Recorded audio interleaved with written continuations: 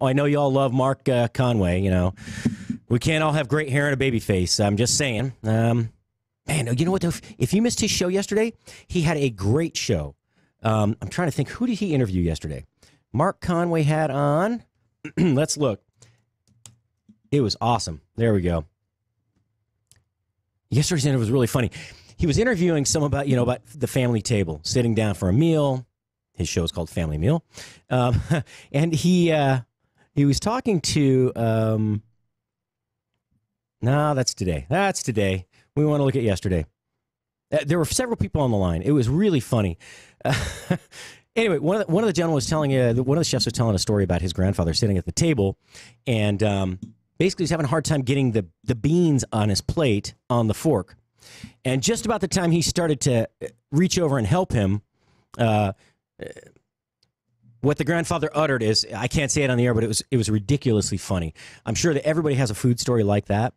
Family meal is a sacred time, whether that's in the restaurant with your work family or at home with your biological family or adopted family.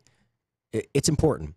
Chef Mark Conway is trying to give insight as to why it's important to sit down and bond. It creates those relationships that don't form overnight, that never go away. And you'll have stories to tell forever. Trust me, the more you sit down and eat meals with your family or with your friends or with your colleagues, whomever you want, someone that you want to feel closer to, sit down, have a meal, break bread, and enjoy the stories. Whether it's a tear or a laugh, that's up to you. Anyway, so Janelle Witt, she's going to be on the show today. Look, opening a restaurant's a real difficult deal. I don't know how we got on that topic, actually, because there's so much other stuff to talk about. The crazy food news. Oh, man. There's a couple of really stupid food stories I came across today.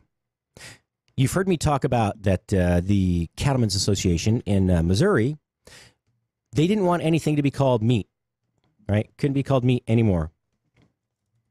I know it wasn't playing on Facebook, so everybody just check now. I got a couple messages. Make sure it's playing. So anything that was not animal-based, anything plant-based, could not be called meat, right?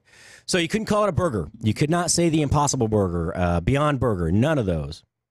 So they had this lawsuit going. I don't know what the disposition is. I think it's still in the courts. So, all right, I understand they don't want to lose their market, right? So if you're going to market it, don't market it as a burger, because then people start to look at them apples to apples, and they might try, this is just internal conversation here, dialogue, they might try the Impossible Burger or this vegetable protein-based plant-based burger, and they might like it. And then what? What do they do then? They walk away from the traditional beef, lamb, pork, whatever burger, turkey burgers. Can you do a pork burger?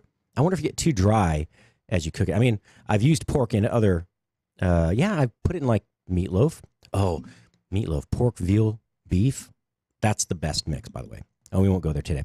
Anyway, it's complicated how they're wanting people to define specifically and exactly how food can be named. Well, I mean, is burger something that only belongs in the beef market? I'm not sure, but apparently in England, a veggie burger can no longer be called a burger.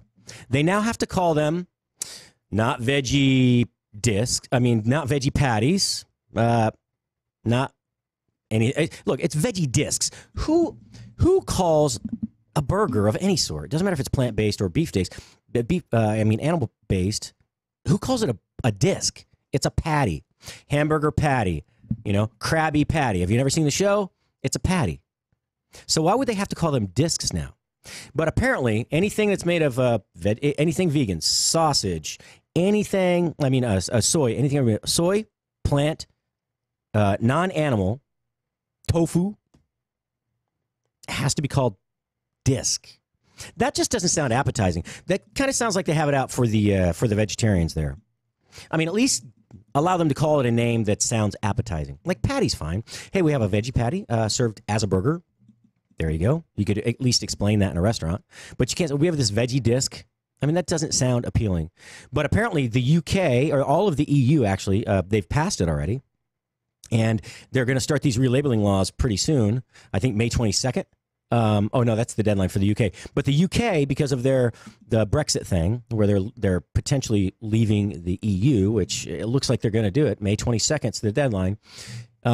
If they leave, then it may take a long time for them to either pass or pass this bill or leave it as is. But I don't understand. I don't understand why do you have to mess with the names?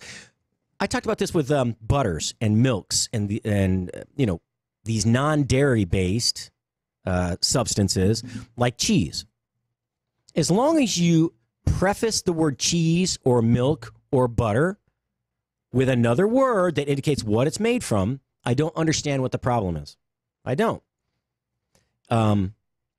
If you look up the word butter, does it say dairy? I'm curious now. What's the definition of butter? Yeah, hey, here we go. The Food Lover's Companion. I don't use this book enough. Butter. Here, buttermilk's in there. Let's see if butter's in here. Butter, cream, butter. Made by churning cream until it reaches a semi-solid state. Okay.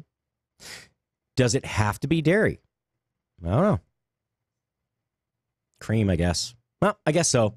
Well, I lost that one. But anyway, what are you going to rename peanut butter? It's been 130, almost 30 years since we've started putting peanut butter in our diets. And now you're going to have to change the name. So what are you going to call it? Peanut spread? Peanut puree? It's asinine. We've branded a product. Peanut butter is a common name for a substance. It's not a brand. It's a common name for a substance. Cashew butter, peanut butter. You're going to have to change them all? We're going to nut spread? That's stupid. It's just, and yes, I know it sounds funny when you say it on the air. It's ridiculous that we request that they change the name of a product that's had this label for so long. Now, cheese, I kind of understand at least, well, no, I don't. Cheese has been around a long time. I don't know how long the vegan versions of these have been around. I'm guessing since the 70s when we've had the technology and the desire to eat a vegan diet or a somewhat vegetarian diet anyway. But really, you're telling me that you can't just call it faux cheese, right? I told you about the story in London. There's a great non-dairy cheese store called Fromagerie instead of fromagerie. You can't say that. You can't say tofu cheese. I just where does it stop? There's so many regulations for everything now. How do you keep track? Not us even. How do the manufacturers keep track? I just don't. I don't. Where does the legislation end? Everybody's angry about something that somebody else is doing. How about just concentrating on our own areas of responsibility? If I work as a dairyman or I work within the Dairymen's Association or U.S. Association of Dairymen, okay, worry about improving your product, marketing your product. Prove why it's better than another product that's non-dairy based. That's the way that you win. It's not by making the other person look bad or taking away their rights. You just make your product better. You market it. Now, I'm not saying market it better because you can. Market it better. You got a lot of money. I can't imagine what the dues are, but they've got to be pretty steep. It's, again, everything comes down to legislation nowadays. It really kind of breaks my heart. Restaurants are the only business I know that I've ever been to where you can walk in, you can consume most of the meal, most of whatever product you're using that you've purchased or were going to purchase. You can consume most of it and still have it given to you for free. I've had people threaten legislation in a restaurant. I'm going to sue you. I didn't like my steak. Well, you might not have, but your wife ate 90% of it, and there's now the baked potatoes all gone. The sides are gone. You drank the Coke that came with it. So just because you didn't eat it, someone else at the table consumed it. So you have to pay for it. It's a very tricky situation. At what point do you as an owner, I've had to do this, back down, accept that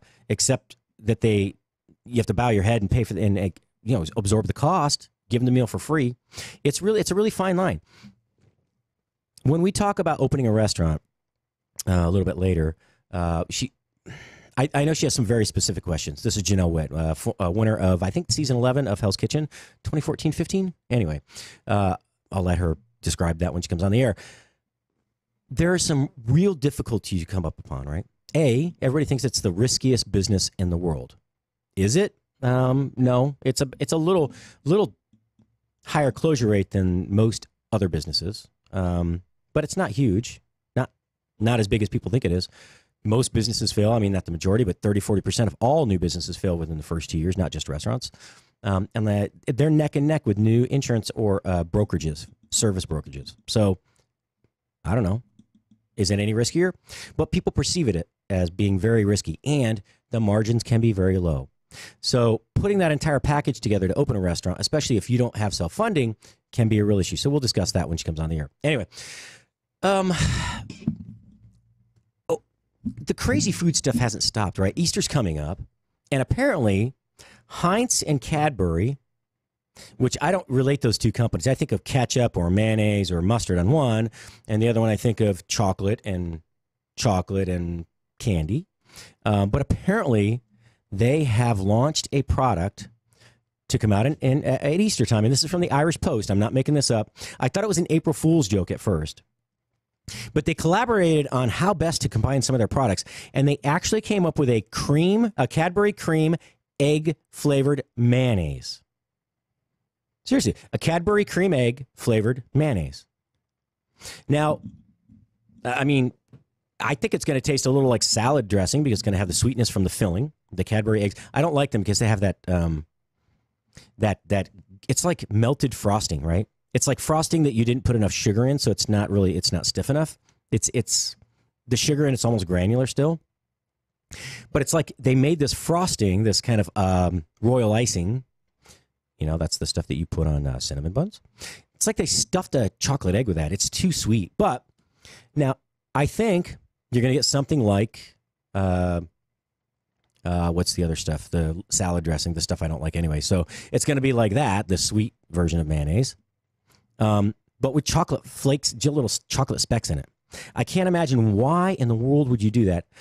But, it's Cadbury cream eggs fondant and dairy milk chocolate. There you go, mixed in with good old mayonnaise. If you send it to me, I'd try it, but I'm not going to go buy it. I don't know if this is going to be out in the United States. It looks like maybe just the UK, but it's something that Heinz wanted to celebrate their 150th anniversary. And they want to take every opportunity to celebrate, apparently, including on your sandwich, on your breakfast waffles, on your whatever you happen to want to spread mayonnaise on, or a Cadbury cream egg, which I just don't get it. But again, I don't own the company. They can do what they want, but it's silly. I don't understand why people do some of the things they do. I really don't get it. Oh, and here's another one. Okay, this story kind of, when I started thinking about this, sugary cereals have started to, there's a reduction in the number of sugary cereals that you see on the shelf. Most of the companies that produce them have reduced the sugar content 20 to 40%. I remember was it Trix? I think it was Trix. Yeah, I think Trix came out a few years ago with a lower sugar, all natural coloring. They're all natural product. I think that what they did is they removed the chemical dye and they put vegetable dyes, to color the cereal. Well, there was this big push for it too. There was a huge push, a societal push towards this healthy version of the Trix cereal.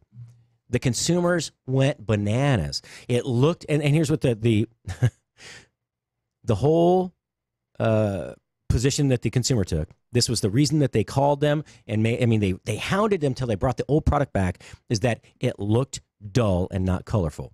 Okay, well, that makes sense because you took the artificial coloring out and you put natural food dyes in. It's not going to look as brilliant. But apparently they caved, and I think it was like 2017. Yeah, 2017. They put it back. They put the artificial colors back in because they're kind of this Technicolor neon. I guess that's the way to describe the coloration of the cereal. The little nuggets of cereal. I don't know what they are. They're little round, balls, I guess.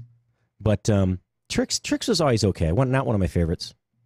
Yeah. So now they're bringing back all these crazy cereal brands, or they're new ones actually. One is Kellogg's has a Peeps cereal out now. Peeps flavored cereals. Now it looks like there's actually little Peep marshmallows in it. I can't tell. There's not enough of a description. But there's also, the Honey Bun. I remember the Honey Bun cereals. Those have been around for a while. There's Cinnamon Toast Crunch Churros. Now there's Banana Cream Frosted Flakes. And Chicken and Waffles. Oh, you got to be kidding me. Chicken and Waffle Honey Bunches of Oats. No, I'm not lying. Chicken and Waffle Honey Bunches of Oats. Again, just because you can doesn't mean you should. Well, I guess kids today have a more interesting selection than we had. I don't. Oh yeah, and then Hostess came out with donuts. Post has the Hostess donuts. They're like little. They're not as soft as donuts, but little kind of powdered mini donut cereal. I mean, why do we have to repackage something? A donut's just a donut. Cereal. It's okay. It's okay. Oh, maple bacon donut cereal from Post as well. I remember that one. Chicken and waffles. Anything else interesting? No. Yeah, look, I guess to each their own. I'll try them. If you bring them in or send them to me, I'll try them. Peeps, I'm not a fan of Peeps, so I couldn't try that one. Maple bacon donut, I'd have to try that cereal. Doc would be disappointed if I didn't. The Cinnamon Toast Crunch Churros, absolutely. Who doesn't like churros? Who doesn't like Cinnamon Toast Crunch? Banana cream. Okay, the banana cream, cornflakes maybe. The chicken and waffles, I'd have to try it just because it's there. But again, like we don't have enough choices with 700 different varieties of cereal on the shelf already. Things they're getting ridiculous. They really are. You know, Matlock, on the other show today, they had these chocolates that come in. Somebody sent them to us, and they're of a particular mold, a body part, probably not the body part you're thinking. It kind of puckers, we'll say it that way. Now, what would possess someone to develop a product that's just for shock value? I mean, prank gifts, gag gifts have always been around. We've always, the buzzer in the hand, the exploding cigarette. The Damanoiatrons, by the way. Thank you, Raider. I'm glad I found them. Lucky he didn't plant that third one that he was supposed to plant. But if you missed the story, you have to go back and listen to last Friday. When do we stop just... Are we so desensitized to everyday life in the United States, that we have to dine naked in the dark? That was a fail, by the way. Both those restaurants closed immediately. The one in Paris, I think one in London. The one in Paris lasted almost a year. But, I mean, what were they thinking? You're dining naked. So every time you put your napkin down on your lap, the napkin, I'm sure, is going to touch a part of your body you don't want it to touch. And then when you get up and you put it on the table, or you lift it from your lap, now you've touched that napkin with your hand, the linen napkin with your hand, and you touch your glass or somebody else's, or you touch their arm. That's just not cool. There's a reason that, shorts, at least shoes and shirt and pants are required in a restaurant. I mean, at what point do we say it's too far? I mean, Matlock said never. I think differently. Anyway, again, the bottom of the hour. Look, it's Friday. We should be happy. Lighten up, Patrick. It's okay. It's okay. It's just food. It's just food. Favorite general manager in the world, Mark Tiernan. I was working in Denver, Colorado. We had just opened Tommy Tsunami's Pacific Rim Diner. And we had, I don't know, we did 2 free nights. There were people lined up outside the block. All the way around the block. Probably 500 people lined up. At least 300. We had about 240, 250 seats, 2 private little tatami rooms, the ones where you sit down on the floor. But in a restaurant in Japan, they typically have you can actually put your feet down. There's a recess where the table is mounted, so you can actually sit at floor level, but your legs go under, so you're sitting like in a chair. That's what we had. Anyway, all these people waiting around. I was running the sushi bar. I had 3 new sushi chefs. We had space for 6 sushi chefs on the bar. There were only 4 of us, and they were all brand new, except myself. So, I was being a martyr. I took all these tickets, making all the sushi, and best lesson I ever learned in food service and anything. Okay, it's just service. It's just food. It's just whatever. But Mark Tiernan looked at me, and he was he could see I was frustrated. One of the owners did come to me and asked for a big, like those sushi boats full of sushi. And I, of course, said yes, and I was frustrated. He said, "What's wrong?" And I'm freaking out. Just leave me alone. I'm busy. And he goes, No, come on in the kitchen. It was more dramatic than that. I may have said a few expletives, maybe more than a few, maybe only expletives. I'm not sure. But he says, "No, give me 1 minute. Come in the kitchen and just come back there." No, I'm busy. He just come in the kitchen. Okay. So about a minute later, I go in the kitchen, and I go, what's going on? He goes, here. He hands me, he goes to hand me a shot glass. But when I reach for it, he grabs my head and he dunks my head in ice water. They filled up one of the basins of a 3-basin wash sink with ice water. He dunks my head in, and he goes, pulls me up, and I go, what the hell was that for? He goes, dude, we're only making food. We're only making food. So I need to remember it's just food. Have fun with it. I don't know why I'm so critical. I guess I'm kind of a purist by nature, but I get pretty experimental with sushi. Even my sushi, I got very experimental, and with other dishes, look, I made squirrel sashimi sushi. Actually, it wasn't sashimi. Squirrel sushi, hand roll. Who does that? All right, no more complaining about other food. I will question whether it's good or would taste good. No more judging. Anyway, Chef Janelle Wett coming up here in a few minutes, as long as I text her the number so she can call. Oh, I already did to call in. We're going to talk food, fun. She's been in the business a while, and I'll tell you what, she'll give us some insight into the behind-the-scenes goings-on of shows like Hell's Kitchen. Man, that's not something that just takes like 2 or 3 weeks to film. I think that they're 10 weeks or longer, isolated, can't talk to your family, can't tell them any news, and you're there. They wake you up in the middle of the night saying, new challenge, or you get done at 2 a.m. with service after you clean the restaurant up. And then they wake you up 45 minutes later to do your one-on-one with the camera. It's very cool. But even more importantly, we're going to talk about restaurants, new openings, the business of the restaurant business. So stay tuned for that. And then, of course, Cheryl Heiser. Cheryl Heiser calls every Friday because what do we got to know? What are we drinking Friday, as well as what are we drinking Saturday? So she'll be calling it at the bottom of the second hour. That's Cheryl Heiser from Mixed Metaphors. All right, we're going to go to break real quick. Of course, we got to pay for all this stuff, right? We need to let our sponsors make some money.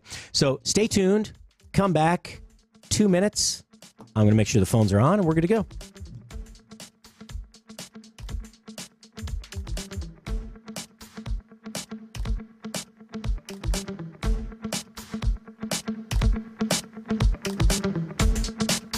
Follow Chef Patrick Mosher on Twitter @Food Biz Pro. Got an old car? You can donate it, whether it's running or not, to the United Breast Cancer Foundation and save a life. They'll even come and pick it up for free.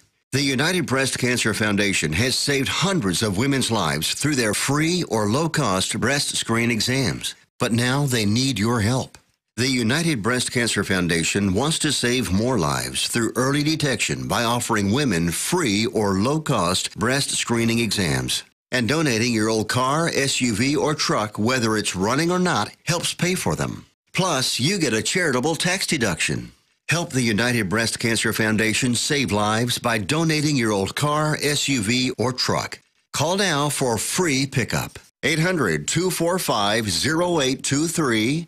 800-245-0823. 800-245-0823. Call right now. That number again is 800-245-0823.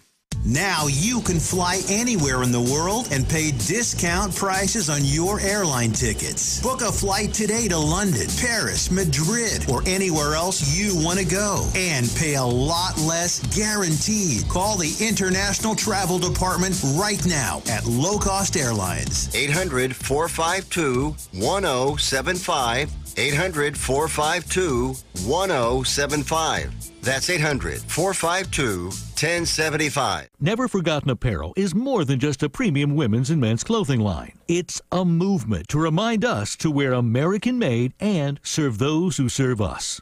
Our heroes. Never Forgotten Apparel gives 20% of their total sales to nonprofits that support homeless veterans and off-duty firefighters, and 50% to individual veterans and firefighters in need nationwide. Check out neverforgottenapparel.com. Use promo code MATT, M-A-T-T, and get 15% off your purchase.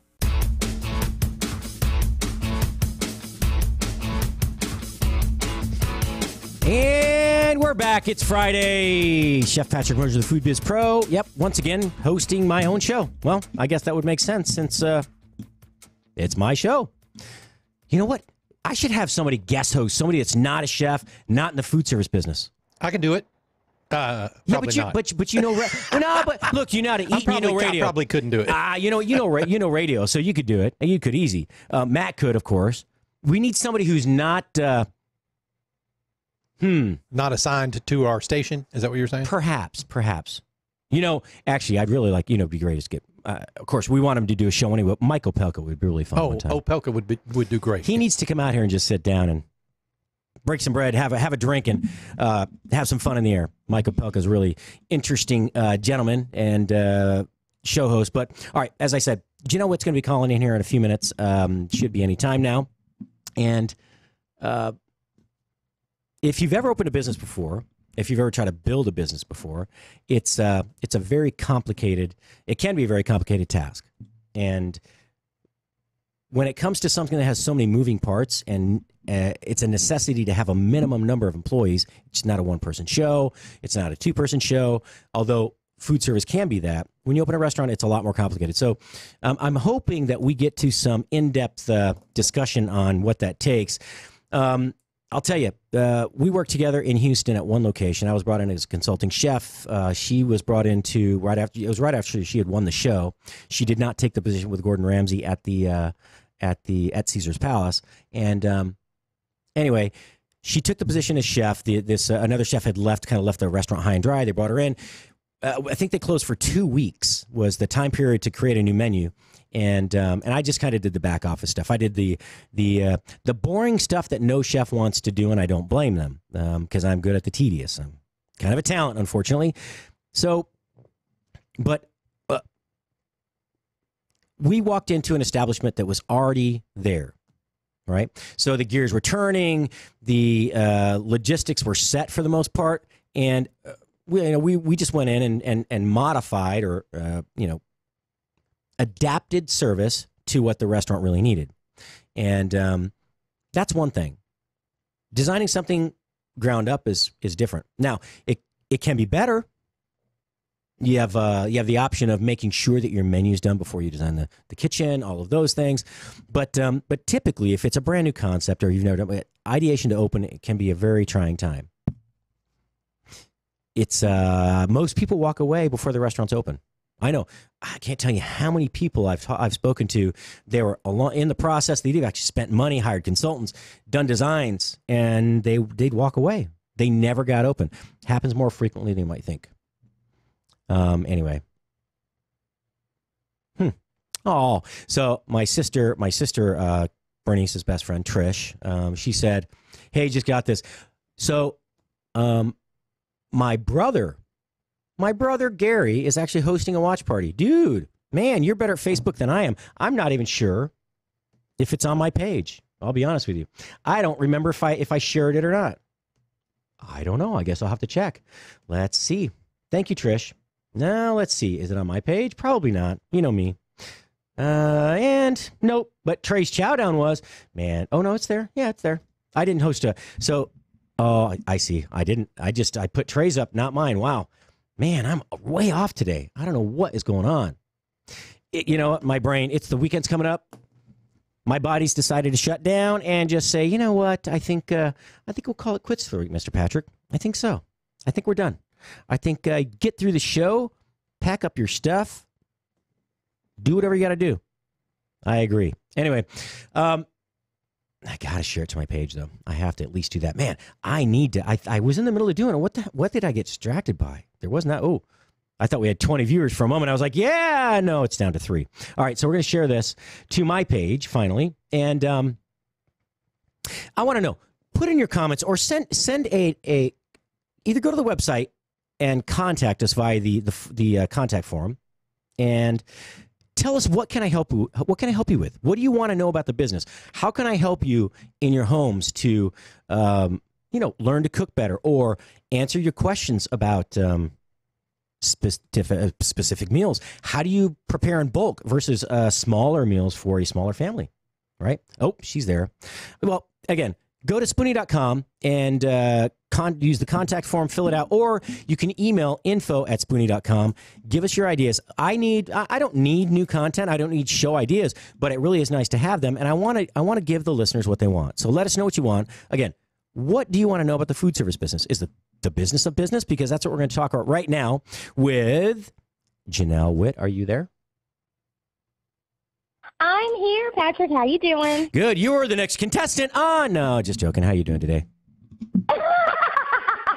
That's fantastic. I'm doing well. Great to hear from you again. Yeah, it's kind of nice to hear a voice on the other end of whatever. It's weird because you sit here and you talk. You look at the camera. There's a little vanity screen over here, so you can see what you look like when you're on Facebook Live.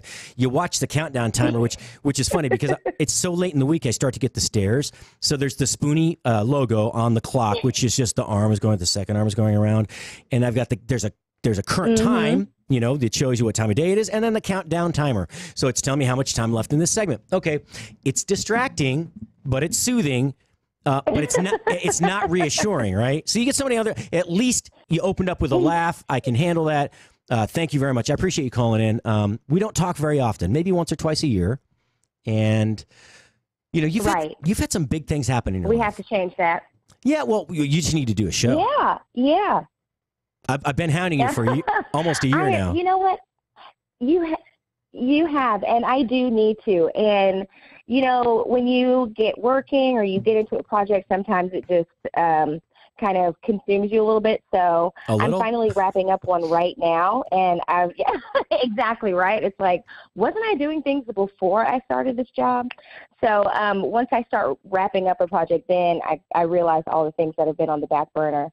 And I got to get to them. I need to make a list and cross those things off. Yeah, well, we all do. I'll tell you, I really need to. So I am really bad when I get outside of the restaurant industry. I, for some reason, I lose my organizational skills to some extent, and it's not that I lose them. I forget the order of prioritization that I need to follow every day. And then I don't follow the same regimen. I do too. That's crazy. So I used to use I love the Franklin Covey planners. I used to, every night before bed, write down the 8 things I needed to address tomorrow. I know I can't get to them, but write them down. And then in the morning, prioritize them and add anything that might have occurred to me overnight. And I used to get up early, 4:30. You have a cup of coffee, a bowl of cereal, whatever you have. Chefs, actually, I usually don't eat, but you just go to work and eat there. Exactly. Just grab a scoop of something. So that's something we should talk about in a minute. But yeah, I would do that every day, and then before I left work, which was usually late at night, right before I went home, make a list again of the things in the restaurant, and then kind of cross off things before I go to bed, create the new list, and start all over again the next day. I don't do that here. I have all these yellow notepads full of notes of things I need to do, and they're just stacking up. And exactly. I'm the same way. I am exactly the same way. When I'm in a restaurant, I'm so regimented. I have to be. I do a prep list before I leave the house. I do a prep list before I get started for the day. I check things off that list, and it keeps me from being caught, surprised by something. Like, I'm super organized, so when things do come out of the blue, I can handle them because I've got everything that's supposed to be taken care of. And if I could just do that for my regular life, I'd probably, be less anxious all the time that I'm forgetting something.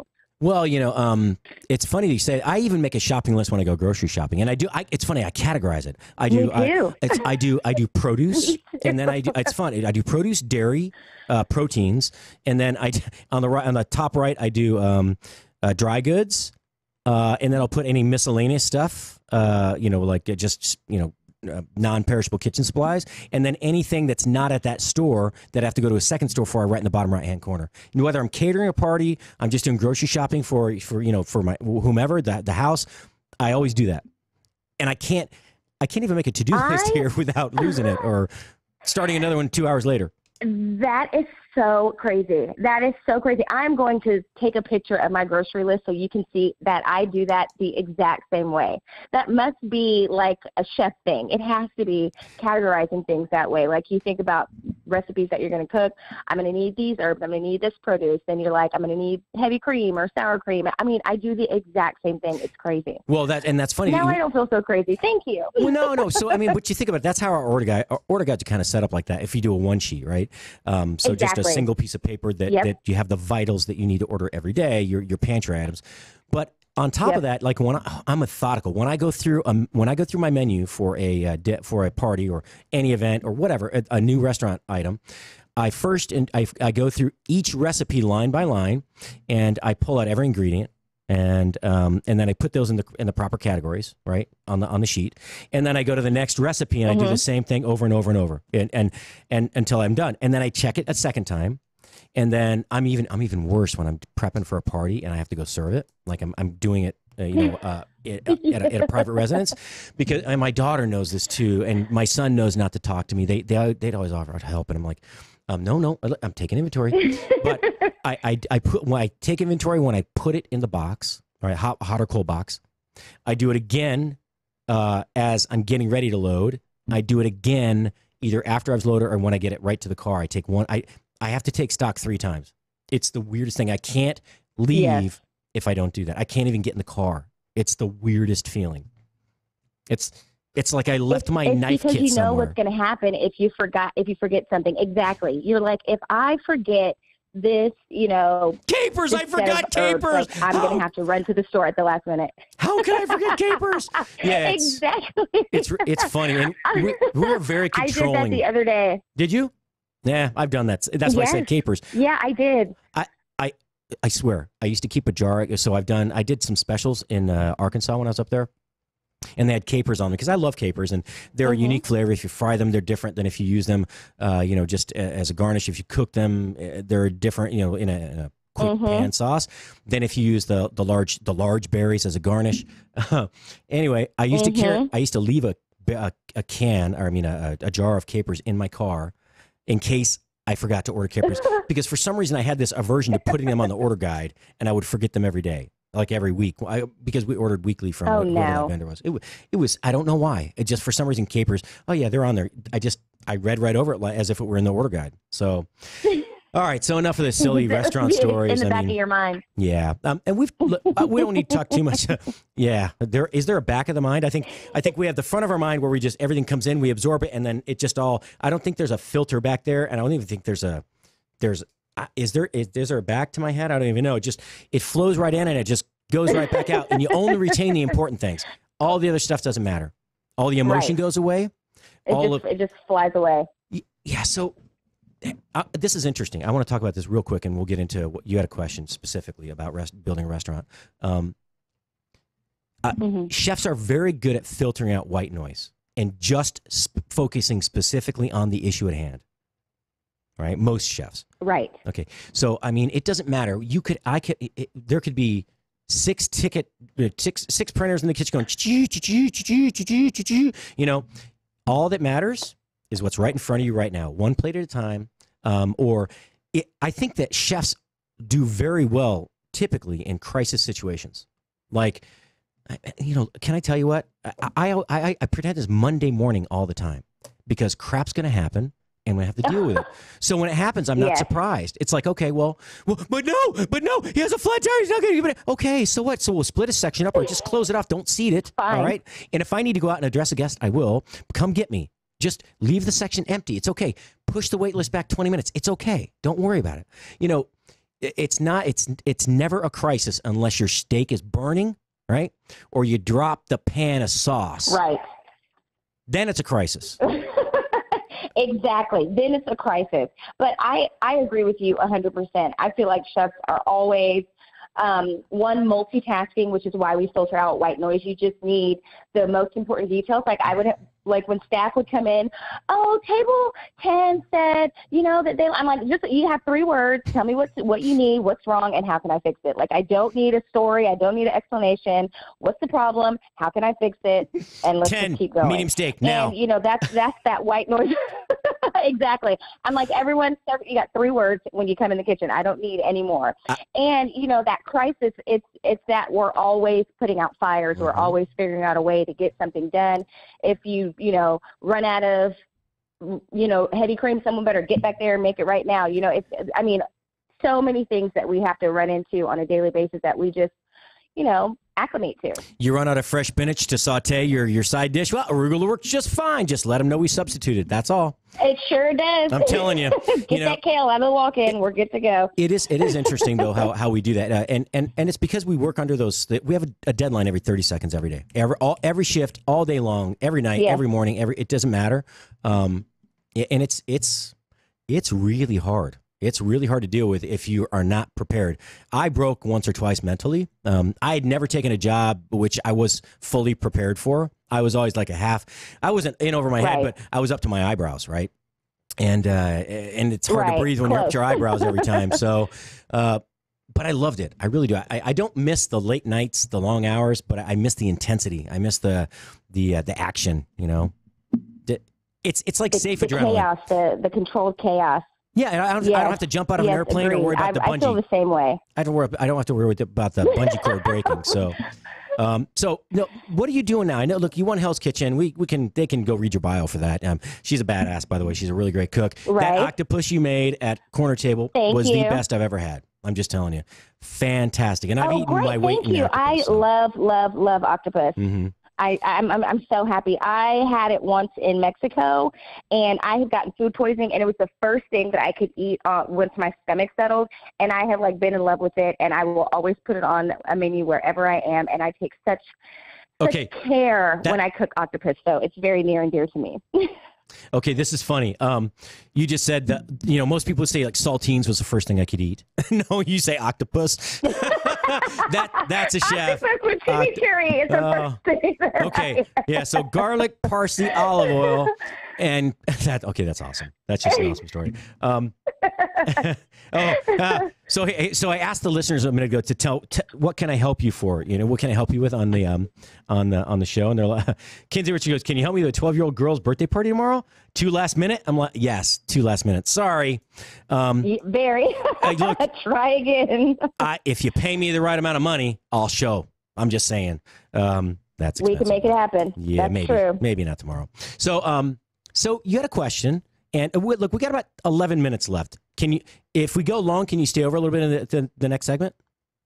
Or you have other stuff? Okay, cool. All right, so we're talking about the restaurant business in specific. We didn't even talk. You just texted, I'd like to talk about blah, blah, blah. So, I mean, what was the... Blah, blah, blah. Yeah, well, I don't want to sound. I want you to ask the question. We've both worked in a lot of restaurants. I've done, 30, almost 40 openings, I think. I wasn't always chef. I wasn't always I was a few times the owner. I've GM a couple times, but directly involved in 38, hands-on, grind it out every day.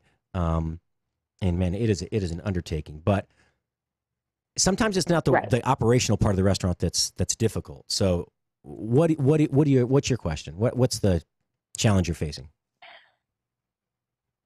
So I figured because of your extensive experience that you would be the perfect person to ask. So I have been, in an executive chef position for about 12 years now in my career. Mm-hmm. And I've been toying on and off with opening my own restaurant. So I have restaurant operations down, and I'm just trying to get advice from you on, the financial end or the business, more business end of it, like how to find investors, like how to find real estate, like what's good, what's bad. Is it best to try to find a second generation restaurant or build from the ground up? Do's and don'ts on your business plan, things like that. All right, I retract my offer. You can't ask that question. It's too complex. No, I'm just joking. So first and foremost is deciding exactly what you want to do as a concept, right? Ideation is the first thing. So the process is ideation to open. So first step is, what is your concept? And then you go, okay, what's the concept? What's the price point? And where does that fit?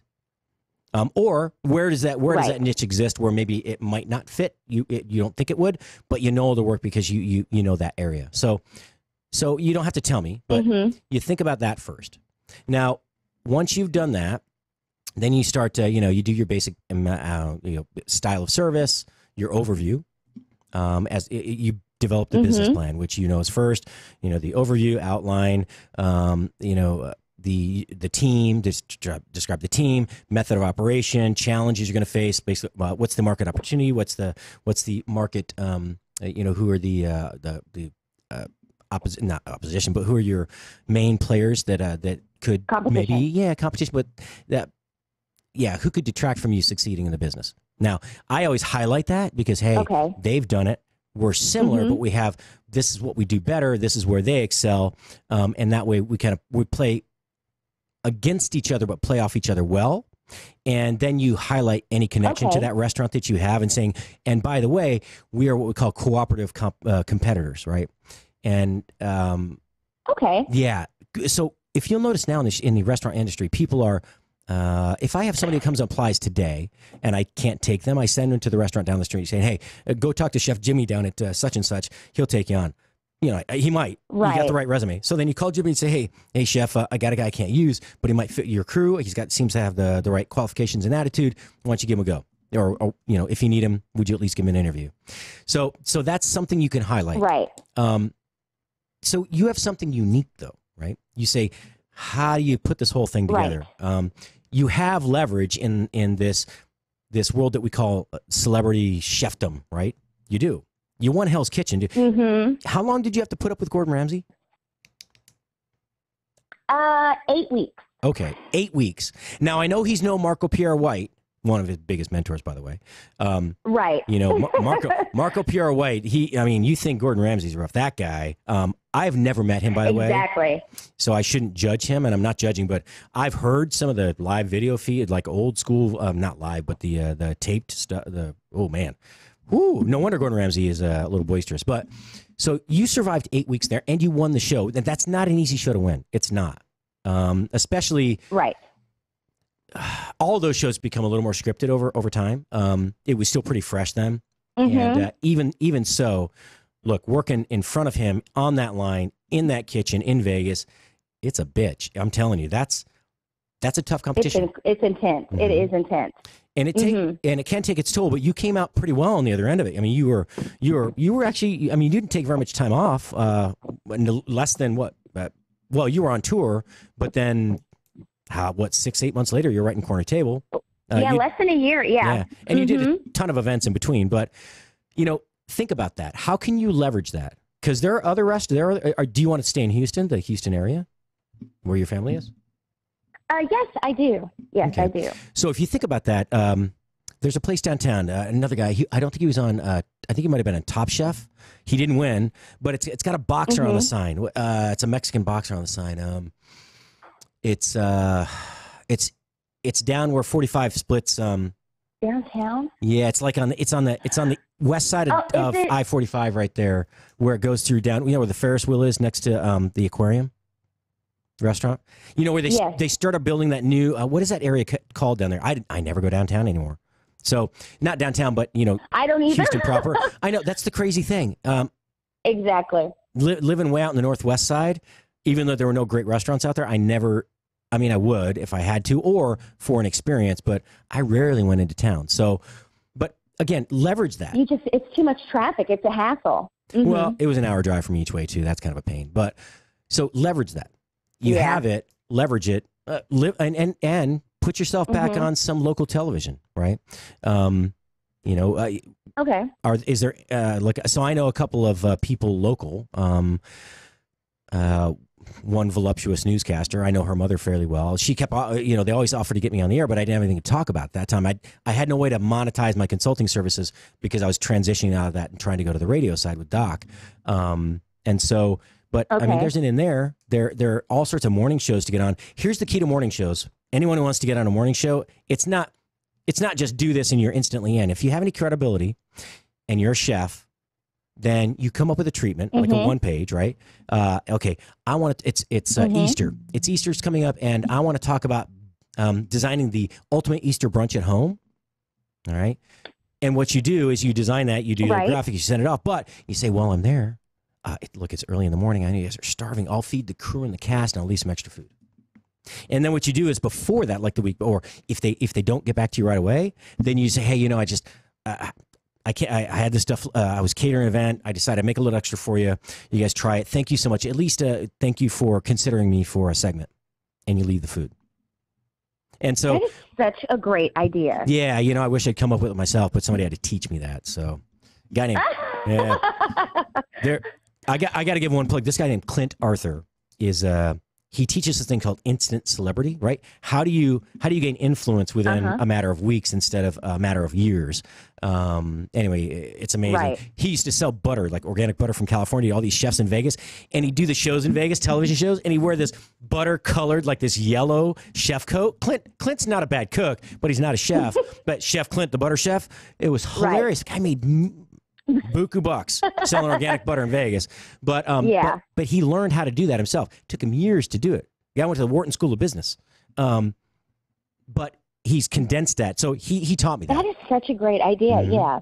So so you can leverage. So it's not like people don't know you. You won. What was that? You took first or second. What was the truffle challenge? What was that a couple of years back? What was there was something you won or? I won. There was a little competition that the city of Houston does. Yes. Like the chef preparedness. So it's held downtown, and there were 5 of us from different restaurants like Holly's and Tony's and me. Oh, Tony's, and, those little places. So it was just a little competition. Yeah, those little places, And so we all had to compete, kind of like a chop style competition with non-perishables that are in your preparedness kit during hurricane season, because we've been getting some pretty serious storms. So I won that little competition, even though I said I'm not doing any more competitions ever again. I did that small one, and I ended up winning that too. We all say that. I won that too. I said I'd never go back in a restaurant again. I never step foot in a kitchen. I lasted like 6 months the first time. It's been a little longer this time, although I still grind it out a little bit if I have to. Again, so first the idea, right? What's the concept? And then where does it fit? And that's based on many things, price point, et cetera, et cetera. And then we can go through the whole thing. We're not, well, we will have time if you stay over, but dang it, my headphones are shorting out here. So you have celebrity, you leverage that, you get exposure. Now you have traction with a solid plan. A good team of players, even if it doesn't have to be the players you're definitely going to use, but if you have them interested and they're on the hook and they're giving input to this concept, then they're the players. That's the deck, right? The deck of players that's like the deck of whoever they're trying to get in Iraq when they when they were over there, they had the deck of 52. It's the player deck, right? The deck of cards it's just the So you get that together, then comes the real work, the financials.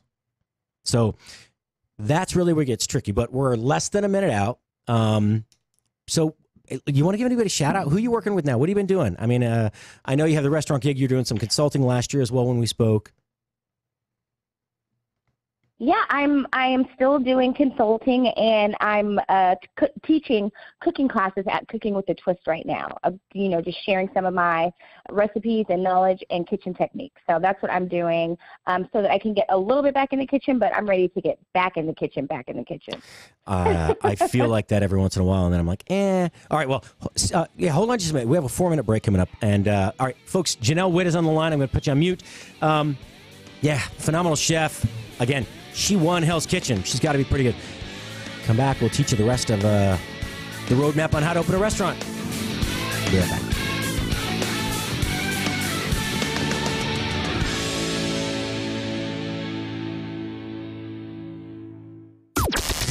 This is the only 24-hour Take Anywhere platform dedicated to food and fun. We're Spoony. Breaking news this hour from townhall.com. I'm John Scott. President Trump has withdrawn the nomination of his pick to lead U.S. Immigration and Customs Enforcement. In a surprise move, the president said he was pulling Ron Vitello's nomination. We're going in a little different direction. Ron's a good man, but we're going in a tougher direction. We want to go in a tougher direction. Vitello is the acting director of ICE and will remain in that capacity. He had been scheduled to travel with the president to California for a visit to the U.S.-Mexico border. Greg Clugston, the White House. President Trump, before he left for California, set a reversed course on shutting down the border because he saw Mexico get tougher on stopping illegal immigrants from moving north. Mexico, I have to say, has been very, very good. You know that over the last 4 days since I talked about shutting down the border. If they continue that, everything will be fine. If they don't, we're going to tariff their cars at 25%. Former Vice President Joe Biden gave a speech to an electrical workers union conference, his first time speaking publicly since some women complained of his affectionate nature. He made a joke about putting his arms around the union's male president, Lonnie Stevenson. I just want you to know I had permission to hug Lonnie. Biden says he is nearing a decision on whether to run for president in 2020. Also on townhall.com, hiring rebounded in March. Gus Fauché, who's a chief economist for PNC Financial Services Group, says it's a solid jobs report. We added almost 200,000 jobs over the month. We had a small upward revision to job growth in February, but I think this puts to rest concerns that we're seeing any sign of a recession in the United States. The Labor Department says unemployment stayed at 3.8%, near the lowest level in almost 50 years. On Wall Street, the Dow had 34 points, the NASDAQ up 41. More of these stories on townhall.com. Take the pain out of ordering your diabetic testing supplies with Diathrive. Diathrive ships the testing supplies you need directly to you when you need them. Best of all, with plans starting as low as $8 a month, Diathrive is probably going to cost you less than what you're paying today. Diathrive is so convinced that you'll love their service, they're offering your first month of supplies free. Simply type the code DOC, D-O-C, at checkout. Diathrive.com. That's D-I-A, thrive.com. Have you done it? You catch a glimpse of yourself in the mirror? I'm one of those people you don't want to see naked. Yeah, most of us. But I mean, you look and you're going, what the? I know. How did I get to whatever? Yes. Yeah. Oh, it's horrible. Hey there, it's Doc Thompson and Brad Staggs to tell you about a different way to shed those pounds. This is brand new tech. It's only been around for a couple of years or so. It was based on research from the University of California that said there's a molecule called OEA that's found naturally in your body. It produces it in the Mediterranean diet, that when taken in concentrated amounts, it will actually make you feel fuller and boost your metabolism. I've lost about 10 pounds so far. It's amazing. It really is cool. A company said, we can take this to market and make this great product that'll help you. It's called Riduzone, RIDUzone.com, RIDUzone.com. It's Brad's worked. It's worked for Brad's, worked for me, countless other people. Go to Riduzone.com and try today. You're going to love it. Riduzone.com. Remember that, RIDUzone.com. Are you tired of high cable TV rates? Sign up for Dish today and get a $500 bonus offer while supplies last. Plus, lock in your price for 2 years guaranteed. Call All American Dish, your Dish authorized retailer now. 800-570-6630. 800-570-6630. That's 800-570-6630. Offers require credit qualification, 24-month commitment, early termination fee, and e-auto pay. Restrictions apply. Call for details.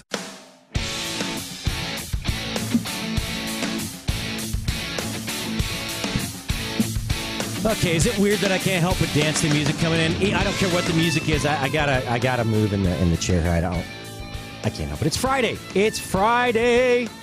Woo! I don't know what y'all are doing, but I'm not on the radio tomorrow. Woo! I'm free. Are you there, Janelle? I am here. Okay. If you're just joining us, we have Chef Janelle Witt, winner of, was it season 11 of Hell's Kitchen or 10? Season 11. Yep. 2014-15. Oh, man, that was a brutal season, too. You got it. That's right. You're kind of scrappy. Did you have to it was definitely, it was tough. Did you take anyone down? Cause you know what? I'm glad that I got on that show. Man, that was a good season to be on. That was, if you didn't see it, there was plenty of drama, but there was some tough competition, really tough competition. And, you're not big, but you're scrappy. So just saying, watch out. I am scrappy. Don't piss her off. If you're going to work for her in the kitchen, be nice and just say, yes, chef. 2 best words you can learn in the industry. Yes, chef. Right. 3 words. Yeah. Yeah. That's right. So today, actually, there's a show on before mine in the morning. It's on from 10 to 11 local. It's 12 to 1, or 11 to 12 East Coast. And Trey Chapman, he's a local kind of personality. His family's been in the ranching business here for 60 years or something, 180 years. Anyway, he does a show called Trey's Chowdown, right, where he goes around and he reviews restaurants, and he has a show called Drinking with Trey. That's all edited down and done recorded. But he does Trey's Chowdown live now in the studio. And he had a winner from Top Chef, as Stefan. What's Stefan's last name?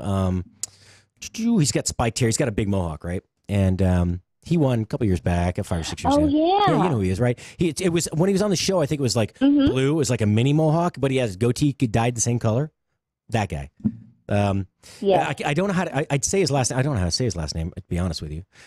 Anyway, he was in today. He's a very interesting guy, and we were talking about the restaurant industry in general and how crazy it is, and some of the antics that you see other people do, but behind the scenes, like, you guys don't sleep, really. For 8 weeks, you really get, what, 2-3 hours of sleep a night? Maybe yeah, 4? and you're mic'd all the time. Yeah, you're mic'd all the time. You're recorded all the time. There's no TVs, no phones, no nothing. Like, you're legit cut off from the real life, from the real world. So you eat, sleep, breathe Hell's Kitchen 7 days a week. It's crazy. Well, they don't want you to tell anyone what happened either, because exactly. Yeah, exactly. It's so okay. They show you what they want you to see, but it's all. I mean, it all really happens. Was there? It totally all happens. It's just edited. Yeah, I mean, and look, you've said before you were very surprised and very grateful for the graciousness that and the warmth that Chef Ramsay shows the individuals, especially if you win a day. Wasn't there something special? Didn't you win something where you get to spend some time with him? Or am I mistaken? On yes. Yeah. So no, it's true. So during the competition, when the two kitchens compete against each other, the red versus the blue, if you win, then you get some sort of, magical reward. If you lose, you have to like peel 1 million pounds of potatoes. So sometimes, and as the groups get smaller, he comes on those excursions with you. So you really get a chance to kind of sit with him and talk with him and out of the kitchen. And he always really engages and wants us to, and he's like, don't call me Chef, call me Gordon. We're like, no, we're never going to call you Gordon. But yeah, I don't think I could either. He really takes a moment to get to know you. It's intimidating, but he wants you to see him as, as a mentor, of course, and as the chef, but also as a person who is really interested in kind of getting to know you. So that was always a lot of fun. Yeah, I mean, so, if you've ever seen him on, anyone's ever watched like Master Chef Junior, he's a very, he's got a very endearing personality, He's the guy you hate to love and love to hate, right? He's kind of like Anthony Bourdain in certain respects. That's true. But look, I loved Anthony Bourdain. I really do. His description, the way he could describe food and just articulate what he wanted to create a mood, even without the food, just the cultures that he experienced and the passion he had for living. He was. I'm not saying, don't take this the wrong way, anyone, but he was not that chef. He was not a Gordon Ramsay. Gordon Ramsay is an amazing chef. The reason he's yelling and screaming, his name is on the door. It's his name, not your name, not my name. And exactly. It's his reputation. So anyway, yeah, it was a really fun season to watch. If you ever get a chance to go back, watch it. It was season 11. Do you know what ended up the winner, the champion? And here you are now, a few years later. Talking to me is, you're like, I need your help. Yeah, well, you teach me how to make the octopus. I'll give you the advice on opening a restaurant. Wow, I didn't ever think I'd hear that happen. Deal. But other than it was just typing in the mundane. Yeah, Patrick, could you help me type these recipes in?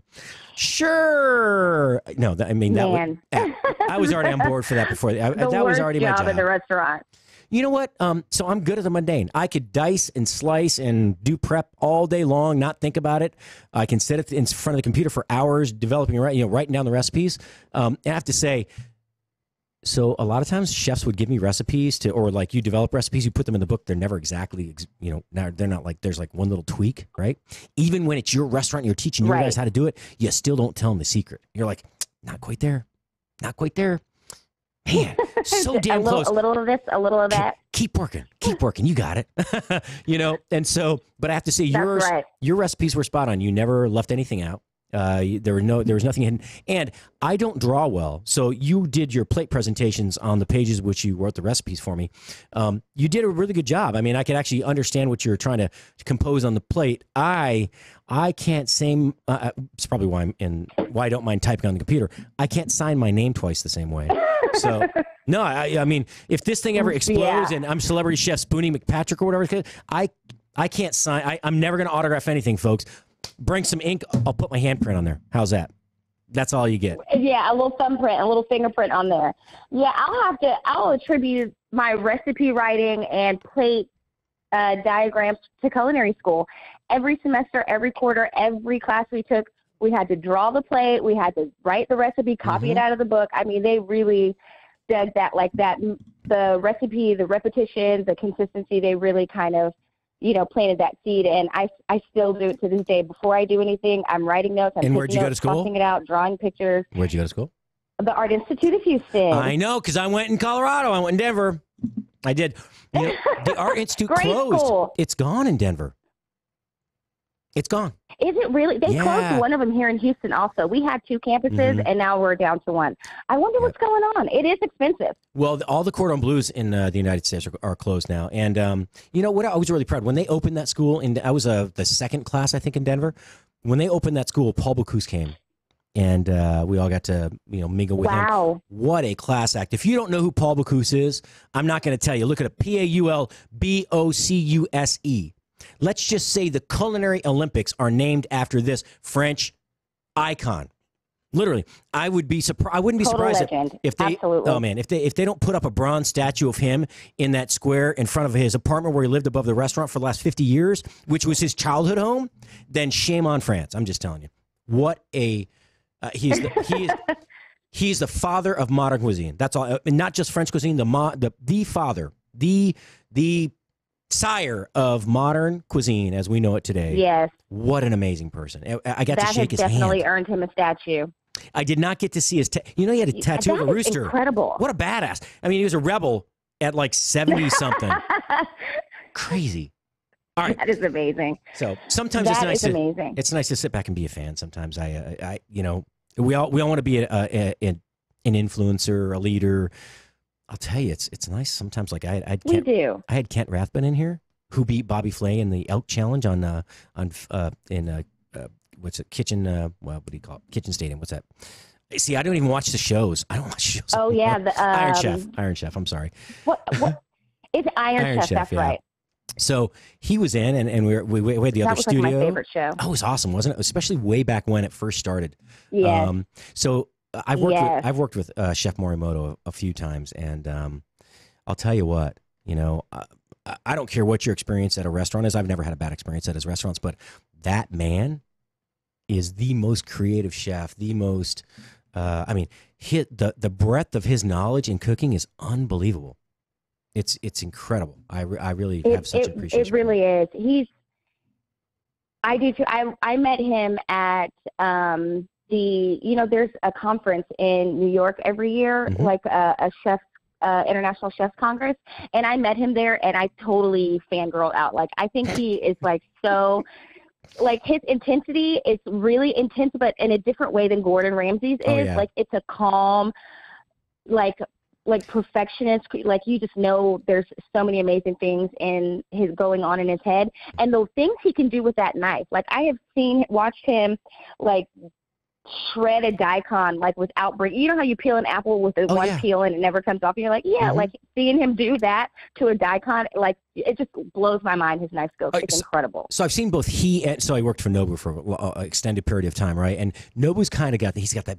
Those are both very big Japanese guys, by the way. They're both over 6 foot tall, and and Nobu, there's this kind of you take a cucumber and you cut it into quarters, like a Japanese or English style cucumber, and then you take your knife and you underneath your thumb while you're holding this cucumber against the cutting board, you underneath your thumb slice like in 1/32 of an inch. Thickness. You just slice really. I mean, like you can't even see the blade moving, and they make these little feathered slices in the cucumber, and then you fan it out, right? I mean, the way that it's unbelievable. The knife skills. It's. I mean, you remember the Iron Chef from Japan, the original Iron Chef, the French Iron Chef, who used to peel the apple like he'd go from top to bottom instead of side to side around, like instead of going around the circumference, he'd go pole to pole, but he would just just one swift motion top to bottom of the apple, and he'd take off these little tiny like 1/4 inch wide or 1/2 inch wide strips of peel from the apple, And he used to go around the world teaching that to people. No one has. I don't think anyone has ever duplicated that. It's unbelievable, the knife skills that the Japanese have. It's so crazy to see. Yes. All right, so let's get back to making money. All right, because look, I need to make money too. So hey, if you get a restaurant open, you could sponsor us. Come in. I'm telling you, really, you should do a show, even if it's once a week, or call in every other week and just contribute. Okay. Yeah. So I think one of the things is that we have this celebrity chef, this celebrity food connection now. Man, you get tips and tricks on how to just survive that. Because if you're going to go through the competitions, look, a lot of times it's not skill. It's not always sheer culinary skill. It's just steel nerves that get you through that. It's just like the industry, right?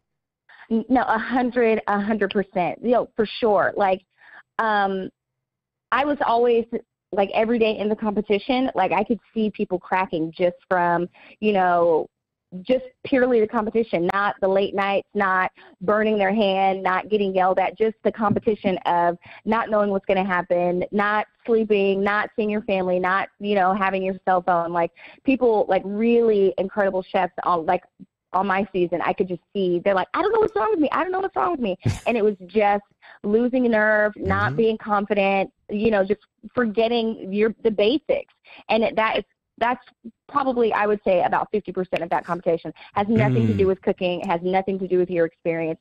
It's just, can you handle it? Are you strong enough? You hit on a really, really valid point right there. And I want to get into the restaurant opening stuff in a second, but you hit on basics. Because I'm telling you what, I often I watch Chopped more often than I watch anything else now, because it's a 1 day competition, right? Opening to winner, it's 1 day. It's like a long day. It's 16 hours, but it's 1 day. But when I watch that, I often don't see chefs tasting their food. They don't taste it. And look, okay. You know what? You're right. Because, man, it's way too salty, or this is undercooked. You taste everything. I don't care if they say, hey, that wasn't sanitary. You put your a million times. Just taste it. Okay, so check the texture of your check the texture of your grains. And I see those little basic things. You're right. These are amazingly creative people, but when under the gun, right, they forget a couple of simple rules. Taste. Fall apart. Taste. And never leave your damn station. Never leave the station. It's going to burn, dude. Or, dudette, lady, it's going to burn. You never leave the station. You just don't leave. Exactly. How many times I want to cry every time I see Watch that it, move it off the fire, something. And if you've never made it before, or something, running behind, a close slipping and falling. Oh, yeah. Oh, I've seen some of those people on Chop get their fingers cut. Ooh, bad. Hey, do you remember Ian Hall? Do you remember him? He won season 2 of... Do I ever do what? No, do you remember Ian Hall? Oh, yes. Yeah, I mean, he had this great show. Yes, I do. He did Knife Fight. Spanish food. Yeah. Remember Knife Fight? Yeah, I did the tapas restaurants, the Grabels, right? Or the Gorbels in New York and L.A. Yes. The one in L.A. closed. I think the one in New York is still there, but he had a great show called Knife Fight, right? And it was a lot like the other shows. I watched that. Yeah, but it was in his restaurant. He'd close that thing down. Hey, this bitch is closed. Go home. You don't have to go home, but you can't stay here.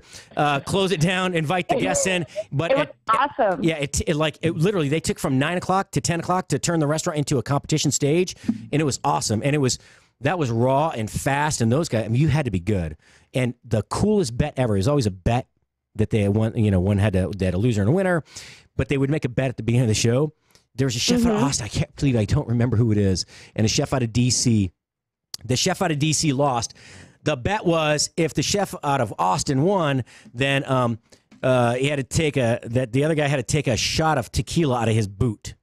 And I was like, oh my God, that's brilliant. And he won.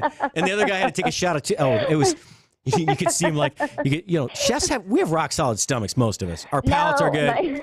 Odors don't bother us. You open up a refrigerator that's been closed for 5 years in the heat with food left in it, we're okay. Scrub it out, guys. Use it. Let's go. But man, drinking out of another man's shoe, a boot, not a brand new boot, of a boot, an old boot. That one might even get me. An old work boot.